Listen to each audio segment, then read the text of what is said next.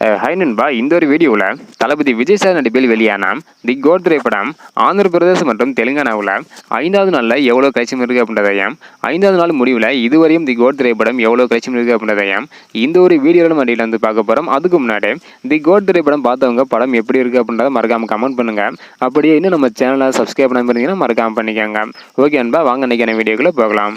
Okay நண்பா, ஆந்திர பிரதேஷ் மற்றும் தெலுங்கானாவில் தி கோட் திரைப்படம் எவ்வளோ கலெக்ஷன் இருக்குது அப்படின்றத பார்க்குறதுக்கு முன்னாடி இதுக்கு முன்னாடி வந்து பார்த்தீங்கன்னா தமிழ்நாடு, கேரளா மற்றும் கர்நாடகாவில் எவ்வளோ கலெக்ஷன் இருக்குது அப்படின்றக்கான வீடியோ நம்ம சேனலில் போட்டிருக்கிறோம். பார்க்கல அப்படின்னா மறக்காமல் செக் பண்ணி பாருங்க.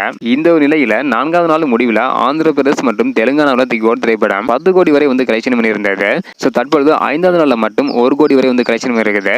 மொத்தமாக 5வது நாள் முடிவில் 11 கோடி வரையும் தி கோட் திரைப்படம் ஆந்திர பிரதேஷ் மற்றும் தெலுங்கானாவில் கலெக்ஷன் இருக்குது. அது மட்டும் இல்லாமல் 4வது நாள் முடிவில் வேர்ல்டு வைட தி கோட் திரைப்படம் 288 கோடி வரை இந்த கலெக்ஷன் இருக்குது. ஸோ அடுத்து எவ்வளோ கலெக்ஷன் வந்து அப்படின்றத வெயிட் பண்ணி பார்க்கலாம். இந்த மாதிரி தி கோட் திரைப்படம் எவ்வளோ கலெக்ஷன் வந்து அப்படின்னு தெரிஞ்சுக்கணும்னு நினச்சிங்கன்னா மறக்காம நம்ம சேனல் சப்ஸ்கிரைப் பண்ணிக்கோங்க. இந்த வீடியோ பார்த்தீங்கன்னா மறக்காம எல்லாருக்குமே ஷேர் பண்ணுங்கள். ஓகே நண்பா, தேங்க்யூ.